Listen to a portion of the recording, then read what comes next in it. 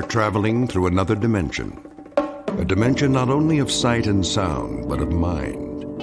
A journey into a wondrous land whose boundaries are those of imagination. Your next stop, the Twilight Zone.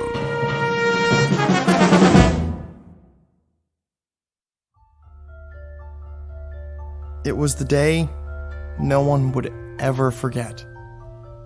Not next week, next year, or the year after. Not for the rest of their lives, no matter how hard they tried. All in? Yes. Yes. Anne? Yes, Daddy. Good. That's good then. Seatbelts, everybody. Where are we going now? Home. Oh. Unless anyone wants to stop for ice cream. Can we? If you like. I think your mother would approve. Don't you? Well, I guess so. What about you, Anne? I want to go home. I'm kind of tired. Me too. Very well then. Some other time. Dad, Yes? I was wondering, What, Tom? well, when they closed the... Casket? Are you sure they closed it real tight? So she would never be wet or cold or anything? You don't have to worry, son. She's resting now. In a much better place. I promise.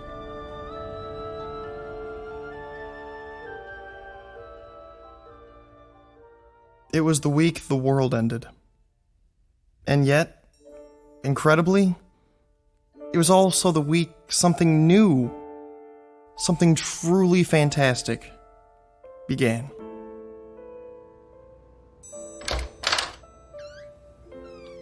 Anne, are you in here? You're supposed to knock. This is my room, too. I'm going to bed. In the middle of the day? It's cold. Tell Daddy to turn on the heater. It is on. It's warmer downstairs. Who's that? Thank you for stopping by. The children need me. Come in. Nice of you to take the time. It's Aunt Clara. We know. Is she here to take us away? Let's go listen. I'll see about a sitter first thing tomorrow. They need more than that. A maid as well. And when you work late? They'll be in school most of the day. And what about after school? And who will see that they're dressed and fed every morning? A live-in maid, then. Ugh, maids and sitters never work out. Beyond intolerable, everyone. I'll do everything I can for them, Clara. It's not enough. They need a woman's touch. George, I'm going to tell you this once. Babysitters and nursemaids are not the same as parental care. It's been a week since their mother died, and little Anne is more withdrawn every day. Can't you see she's miserably unhappy? And it's only going to get worse. You're right about Anne. But Tom and Karen seem to be adjusting. Oh, nonsense. They're only covering up. They're sad, lost children. They have no anchor now. It's going to take time, Clara. Well, that's all well and good. But how much time? This is ridiculous. I know my own children. Do you? Clara, please. Daddy. Now you've upset the children. There they are. How long have you been listening? We were on our way out to play a game. Weren't we, Tom? Yeah. We were just... Oh, come to me, my dears. No. Anne, please don't run away. I should explain. Your father and I were having a talk. A very important one. And I told him I'm not pleased with the way things have been in this house since your mother died. But I have some good news. How would you like to come and live with me for a while? Well, how does that sound? We're okay here. School starts next week and everything. Let us talk it over among ourselves. In private. Is that your final word? I'm afraid it has to be. In that case, you'll hear from me, George. You can rely on that, and the next time it may be in the form of legal papers. No doubt. My only concern is what's best for the children. Goodbye for now. Oh, you precious dears. She wants to take us away. Does she, Daddy? She doesn't approve. She says I'm too busy to bring you up properly. That's not true. Perhaps it is. I can't stay home from work forever. She says you're unhappy here. Are you? No. Well, if love were enough, you'd have all you need because I couldn't love you more.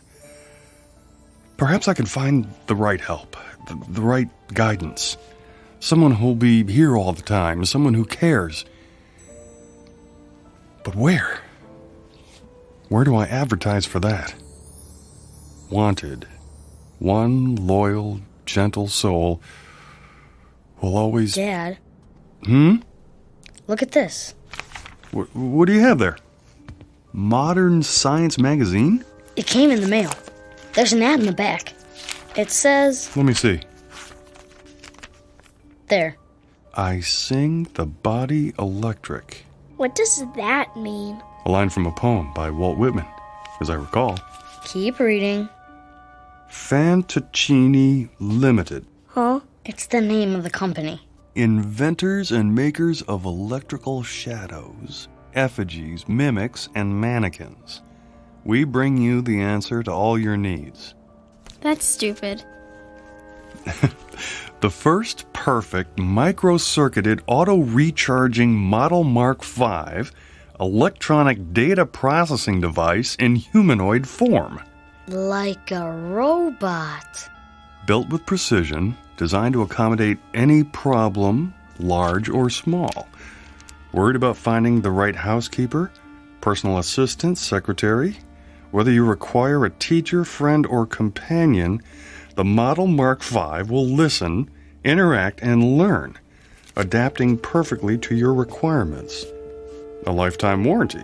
It never breaks down. There's no such thing. In male or female form, fully customized, satisfaction guaranteed. Did you hear that? Satisfaction guaranteed.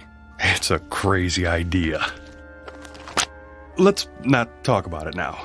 Well, we need to do something. I said that's enough. Besides, anything they build has gotta be better than Aunt Clara. Doesn't it? Sure does. Oh, that was a good one, Tom. I don't know how long it's been since we laughed. It even says there's a free trial period. Well? Well, what? It sounds okay, but can they really make a machine that looks like a person? I don't know. It doesn't sound okay to me. I suppose it wouldn't hurt to pay them a visit. See what they're up to. No harm in that. I sing the body electric. It has a nice ring to it. They make a fairly convincing pitch in the pages of a magazine called Modern Science. The revelation is just how modern, for robots, androids, and the like aren't science fiction anymore. They are products designed to help people, to make life easier. It doesn't seem possible, though, to find a woman who can fill the needs of this particular family, who must be 10 times better than Mother in order to be half as good. Except, of course, in the Twilight Zone.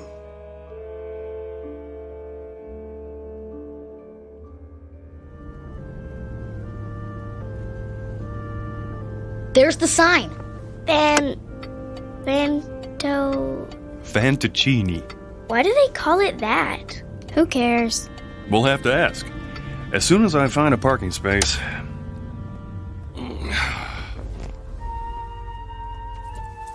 Okay.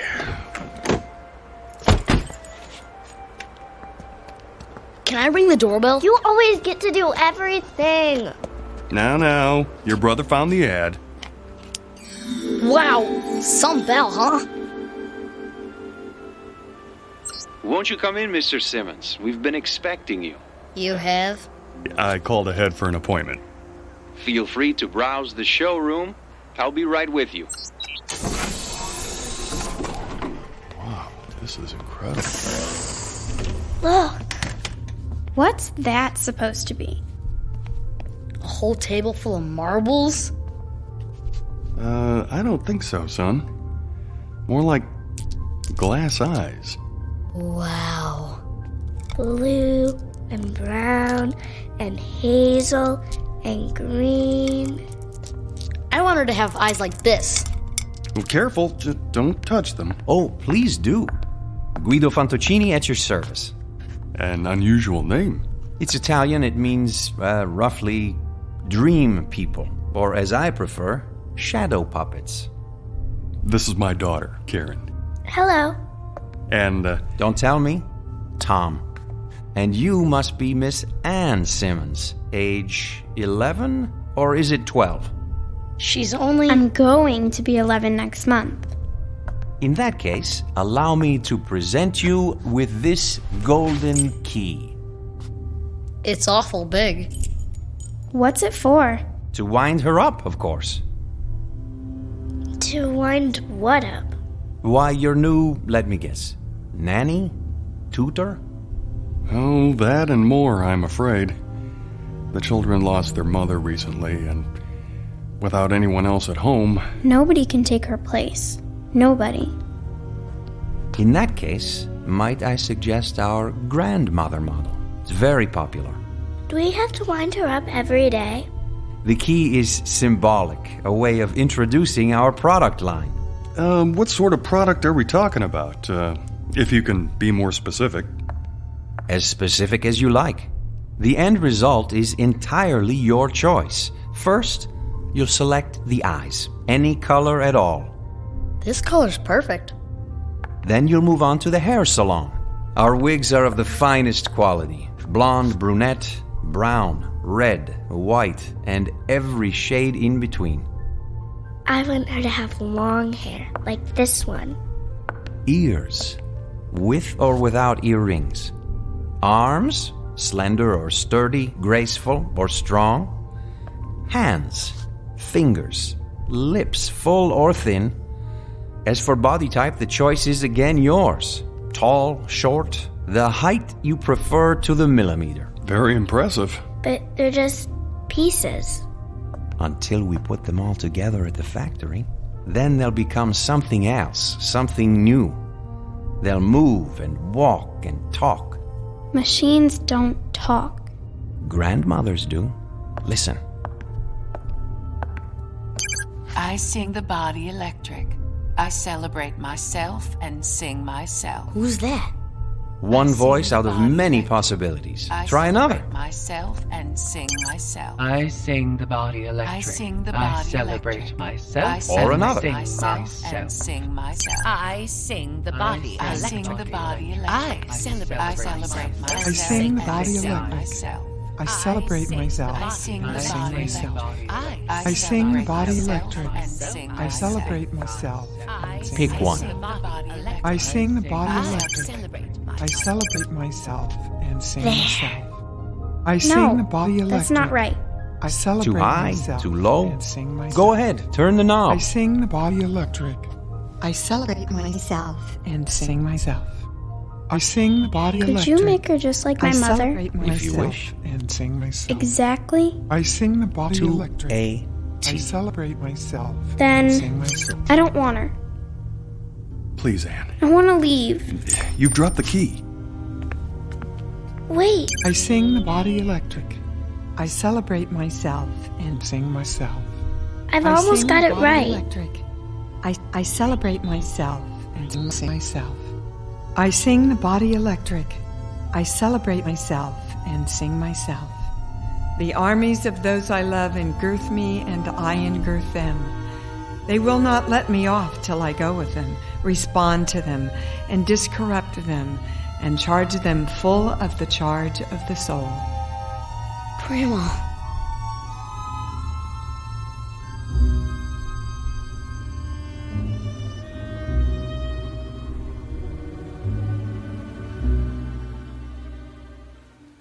Hey, Ann, you want to help me fly my kite?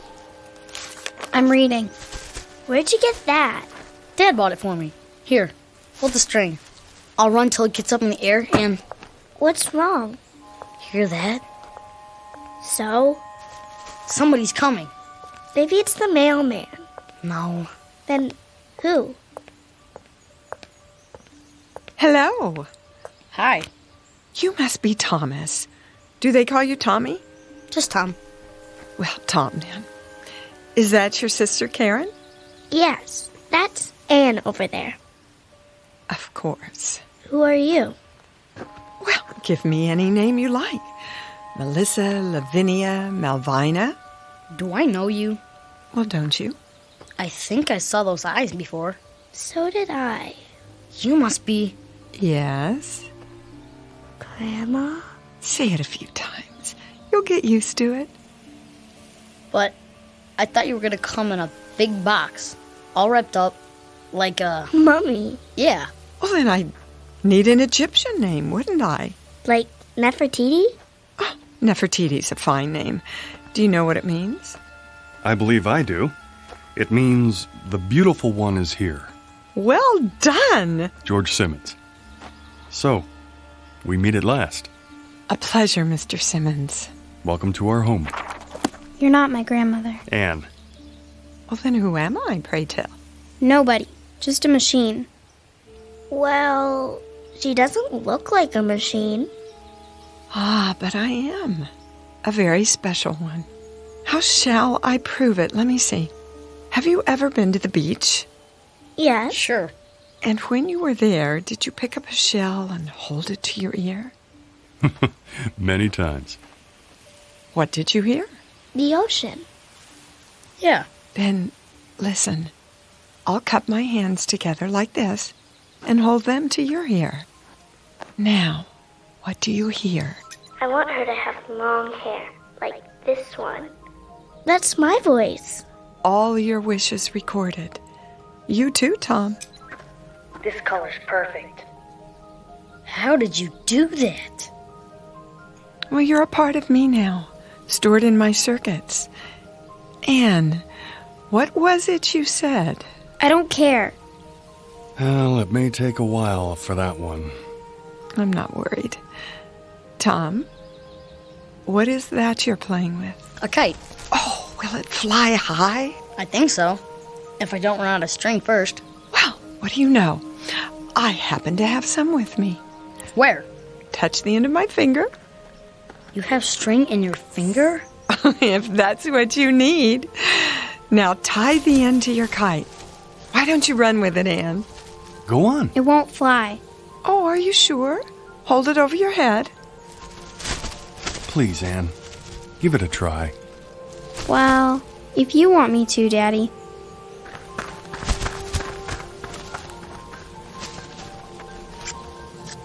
Hey, look at that! Don't let go of the string. Oh, I wouldn't think of it. How high shall we fly? The moon. The moon it is. It's almost out of sight. What do you say? Thank you. Yes. Thanks very much. You're a great kite flyer. Now, what's my name? Grandma. Anne, look at what Grandma did. Anne? I don't want to play.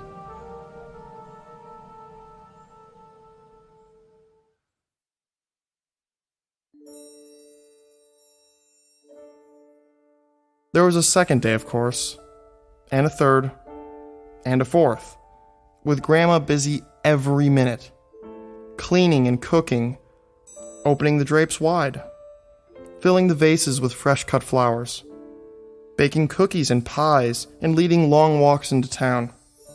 But the most beautiful and special thing was the way she paid attention to everyone. She took time to listen, really listen, and remember every word, every thought, every wish, as if that were her only purpose. She seemed clever beyond clever, human beyond human. Anne finally began to join in, but slowly. To walk if not to run, to listen if not to hear, to watch if not to see. And as the days turned into weeks, Grandma waited. She never tried to urge or force. Sometimes, When Anne didn't come to the table, Grandma left dinner on a tray by her door. Big spoons first, then the little spoons. Is that right, Grandma? Perfect, Karen, dear. Is that your father home already? Yeah. You heard him before he got here. Daddy! Hello, sweetie. How was your day? Grandma taught me how to sew. Did she now? Good evening, Mr. Simmons. Dinner is almost ready. Well, looks like you have a helper. I made the mashed potatoes. Indeed, she did. I'm proud of you, Karen. Where's Anne? She's upstairs doing her lessons. Anne! Come down and help your grandmother! Oh, it's all right. I can handle the rest. That's not the point. Dad, whose car is that out front? Which one? The new one. Oh, well, let me see. Oh, yes. It's ours. It is? I came home early to surprise you. Can we go for a ride? All of us? I don't see why not. We'll take a run to the ice cream parlor after dinner. How's that? Now, go and wash your hands and tell your sister dinner's ready. Okay. Yeah. Thank you for being so good to us. Good for us. And that includes me. I'm sorry about Anne. I'll have a talk with her. Now, don't you worry about Anne. She'll accept me eventually. You seem very sure. Mr. Simmons, children are the most complicated creatures in the world. I could be the greatest cook, the finest, most exciting playmate, the most interesting companion, but those are very small accomplishments. It's the heart I have to enter. A child's heart. It's a deep place, difficult to reach. But that, too, will come.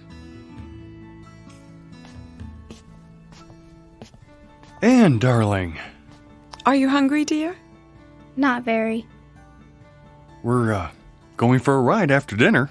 In our new car. It's beautiful. Wait till you see it. I'd like you to go with us. Is she going? Oh, please, Grandma. I want to ride in the back seat with you.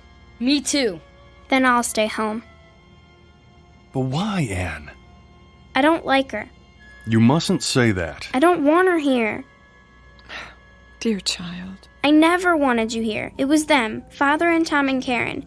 They wanted you. They needed you. But I didn't. Anne, stop it. It's true. You sit and you talk to her and you eat the food she makes and you make believe, Father. That's what you do. You make believe, as if she's real, but she's not. She's a machine. Nothing but an old machine. Anne, listen to me. Machines are neither bad nor good. Some kill, and some make war, and some guide people through the darkness like a lamp. Believe me when I tell you, I cannot lie, or sin, or be greedy or jealous. I don't seek power or riches. I've been programmed for other things. You'd be surprised at how much a machine can do. This one, for example. This machine can love. Love who? Oh, you, Anne. I can love you. And I do. I love you more than tongue can tell. You don't love me. You can't. She said she loved me. She? My mother.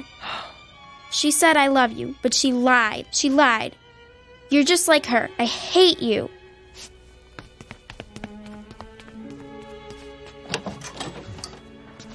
I'll go after her. Not this time. There's no place for her to go. No place except to me.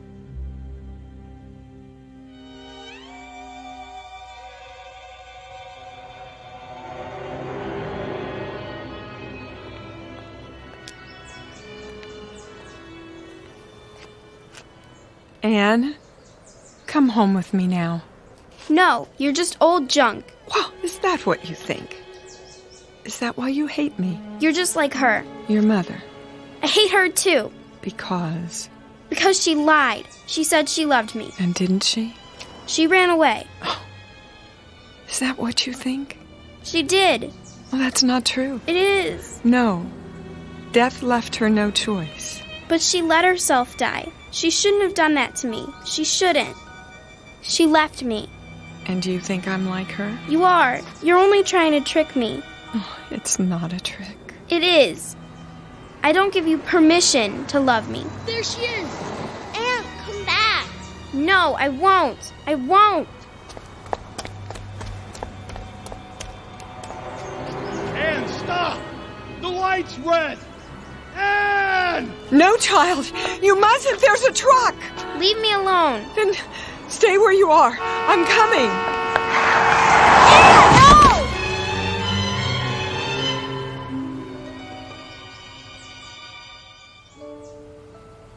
They're not moving.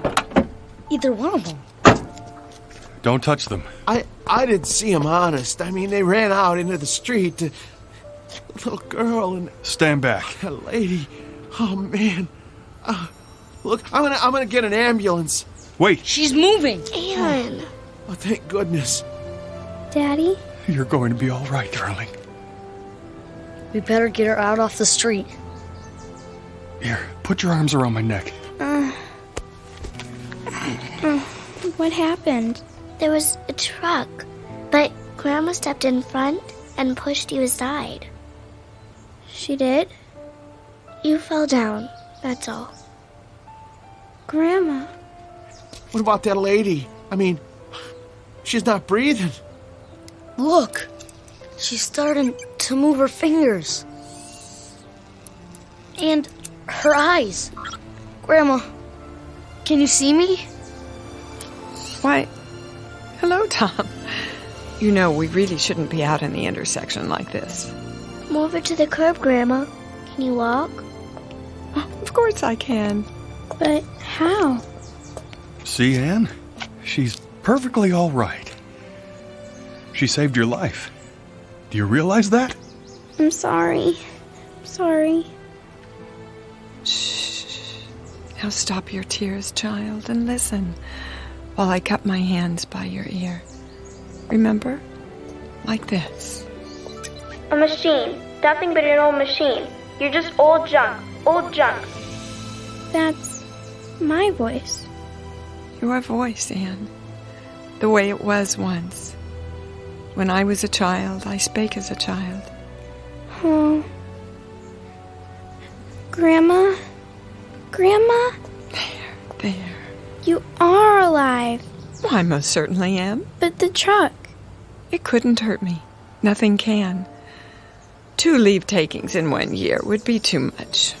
Then you're not like Mother. Your mother didn't run away. She was taken away by death. Do you understand now that I shall always be with you? You won't run away? Well, I can't. And I won't. Oh, Grandma. Thank you. You'll never know how much. She had nowhere to turn. She was afraid that everyone would leave her, even her Aunt Clara. Everyone except you. Well, how could I? It's my job to live forever. Now, let's all go home and finish our lunch, shall we? Give me your hand, Anne. You too, Karen. I'll bet we get there before those 2.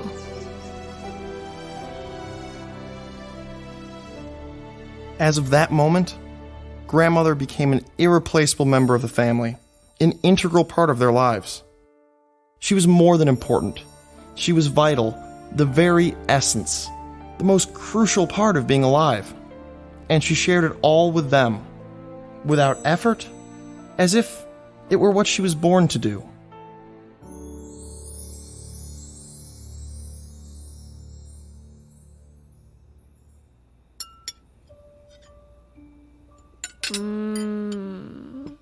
This is so good. Delicious. Thank you. May I have some more, please? Well, if there's any left, I may have had more than my share. I take it you approve, Mr. Simmons. Oh, please. I'd prefer it if you call me George. Clean your plates, all of you, or there'll be no dessert.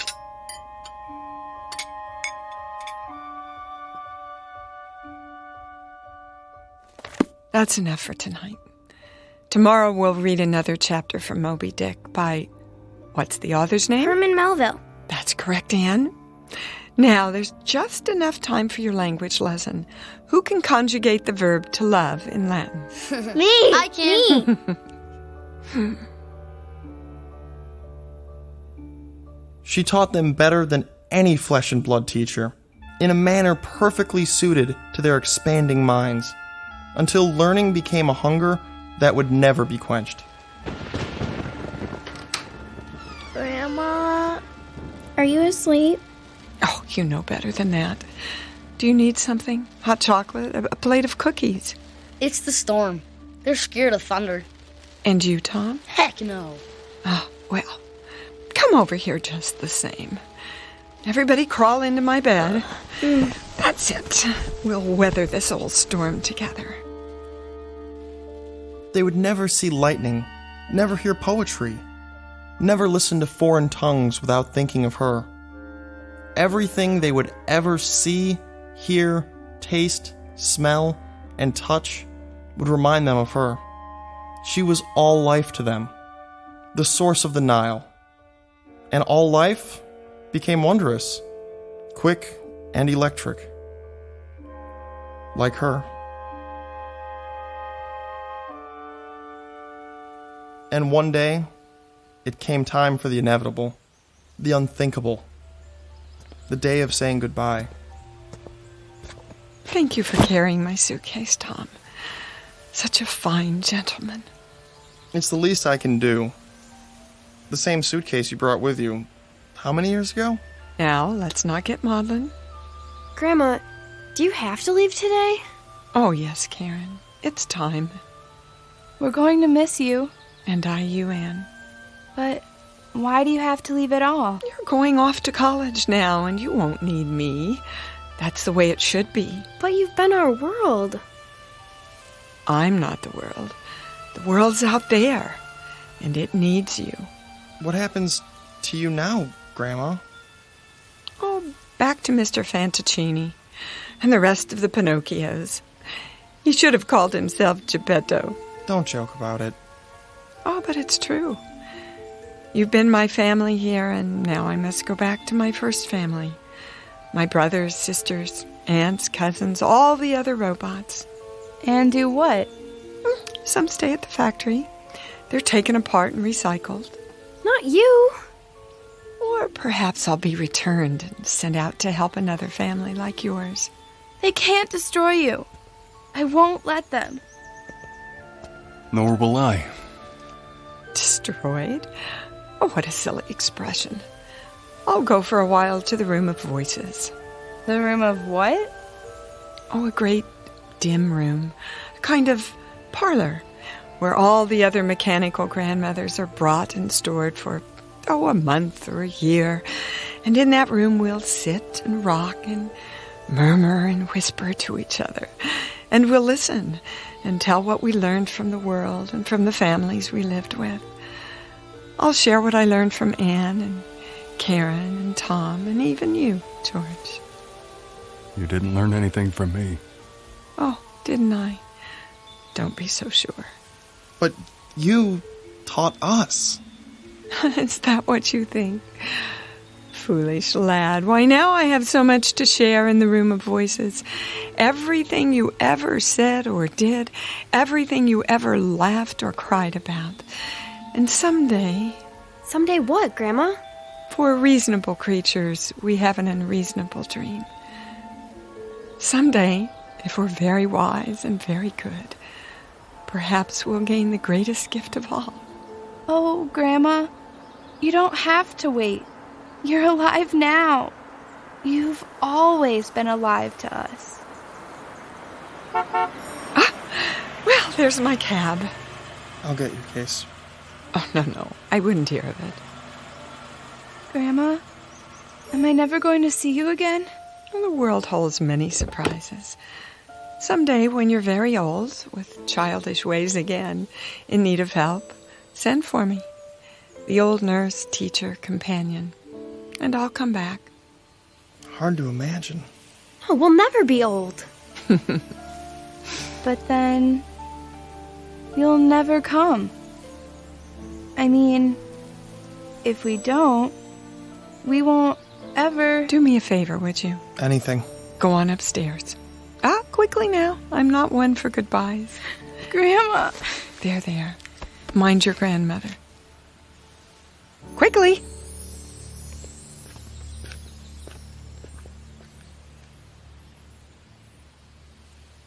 She kept her word, as promised. She has remained with us always, to this day. I've saved the key, the golden key, in a special place. Sometimes when lightning rends the sky, I see her face flash before me in the dark.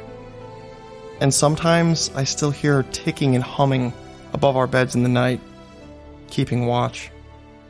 She passes like a clockwork ghost in the long halls of memory.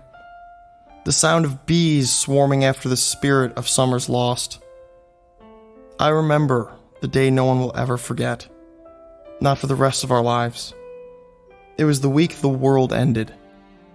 And, incredibly, it was also the week that something new, something utterly fantastic, was about to begin.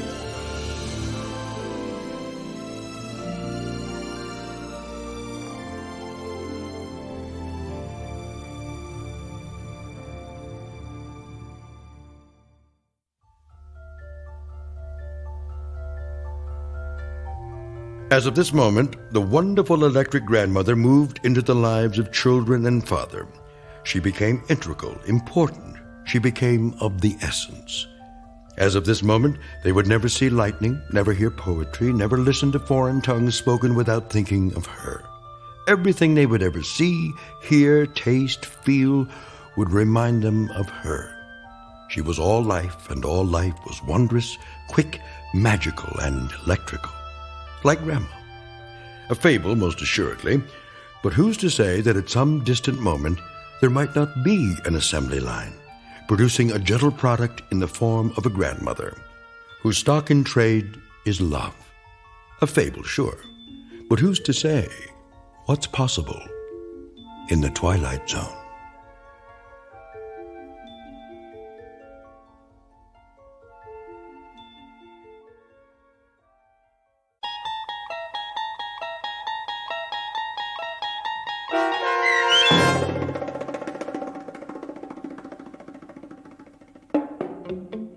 I Sing the Body Electric, starring Dee Wallace with Stacy Keach as your narrator, was written for The Twilight Zone by Ray Bradbury and adapted for radio by Dennis Etchison. Heard in the cast were David Pasquesi, Tony Marcus Jr., Donna J. Folks, Joe B. Cerny, Patrick Cerny, Haley Nabig, C.J. Amari, Elena T. Wilson, Natalie Pear, and Zoe R. Rand.